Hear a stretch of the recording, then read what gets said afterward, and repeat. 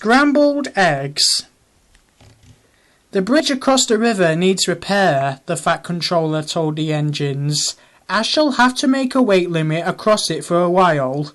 Percy and Daisy will be all right, and Toby too, but Thomas is too heavy. Thomas looked anxious. Would you like to go and help Edward? Suggested the Fat Controller. Can Annie and Clarabel come? Asked Thomas. The Fat Controller shook his head. They'll be needed here, I'm afraid, he said. Daisy can't carry all your passengers on her own. Percy promised to look after Annie and Clarabel, but they were sorry to see Thomas go.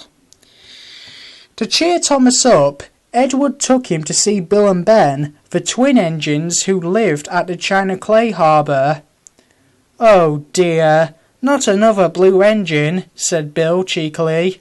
First Edward, then Donald and Douglas, and now, don't forget Gordon, interrupted Ben. He came here once by mistake, so he said.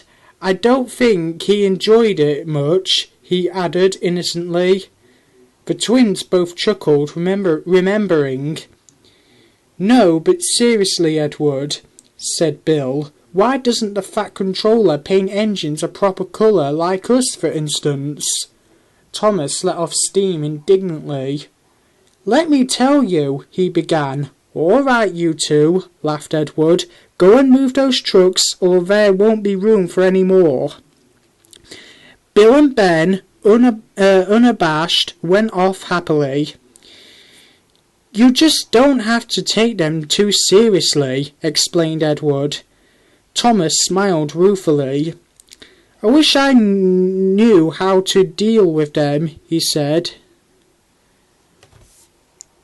Near the harbour, the line crossed a lane. The crossing had no gates. The lane led to a farm which supplied food to the shops in the town.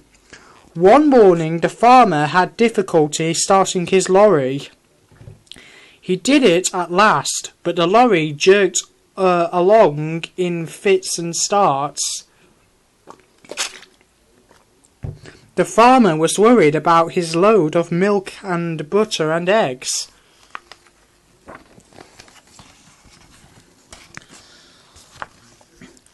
That milk will be churned to butter soon, he muttered to himself as he neared the level crossing.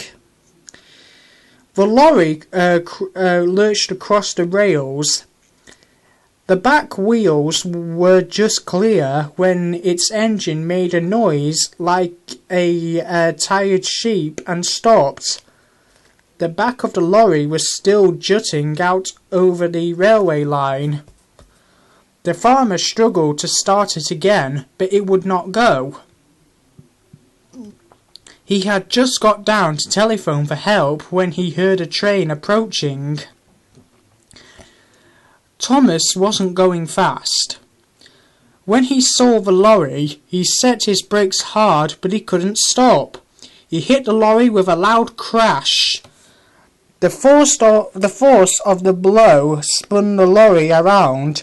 Splintered wood flew everywhere, and eggs, butter, and milk were catapulted over Thomas. Ugh! He exclaimed, and stopped. Look at my poor old lorry, said the farmer, coming out from behind the edge where he had been sheltering. What a way to make an omelette! The driver made sure Thomas wasn't hurt, then stood back and surveyed the mess. He began to laugh.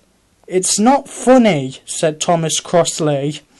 An egg yolk trickled down his nose and burst on his buffer. You're not standing where I am, said his driver. You look just like a scrambled egg, Thomas. If a scrambled egg feels as sticky and wet as I do, then it's very uncomfortable, said Thomas. Please clean me.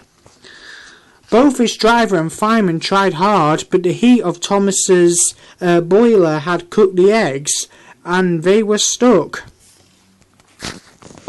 Sorry, Thomas, said his driver at last. We can't block the line any longer. We shall have to go on. At the end of the line, Thomas was taken to Bill and Ben's yard to be cleaned. The twins were there. "What's this?" asked Ben. "Must be a new engine," said Bill.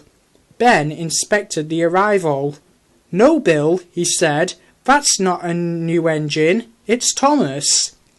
"But it's our colour, Ben, and Thomas doesn't think our colour is proper for an engine." They heard a grinding noise. "Are your joints stiff, Bill?" asked Ben. But it wasn't Bill's joints, it was Thomas gnashing his teeth.